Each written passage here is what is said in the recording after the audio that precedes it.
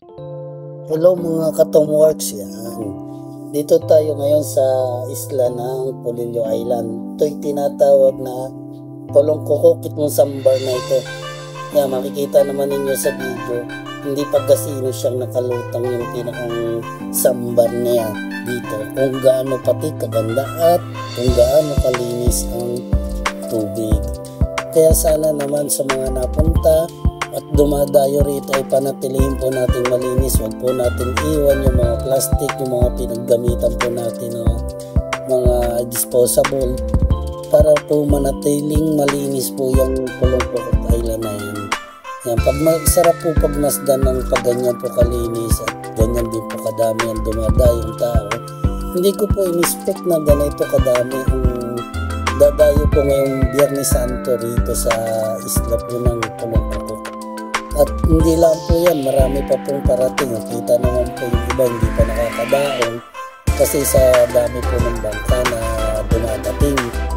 Sana po atin po itong panatiling malinis para lalo pong dumami ang mga gustong dumayo rito at muling bumalik yung mga pumunta rito kasi napakalinis po itong islang ito.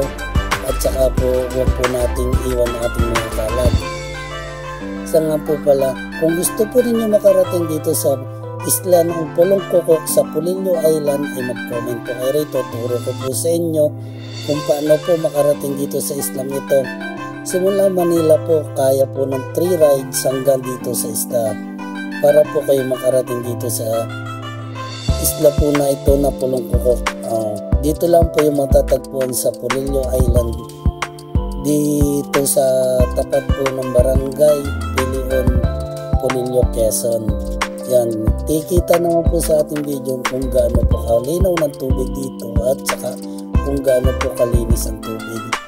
Sana po payo ko lang po sa ating mga dumadayo pumupunta rito, huwag po natin iwan ang mga kalat o plastic o mga disposable na baso.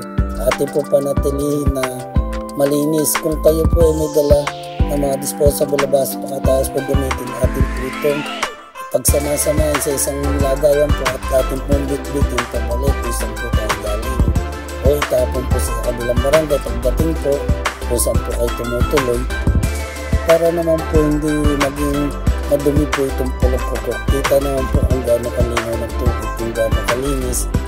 Sana naman po ay maraming pandadayo diyan, kaya atin pong panatilin at marami pong salamat sa mga makapanood itong video nito. Thank you po.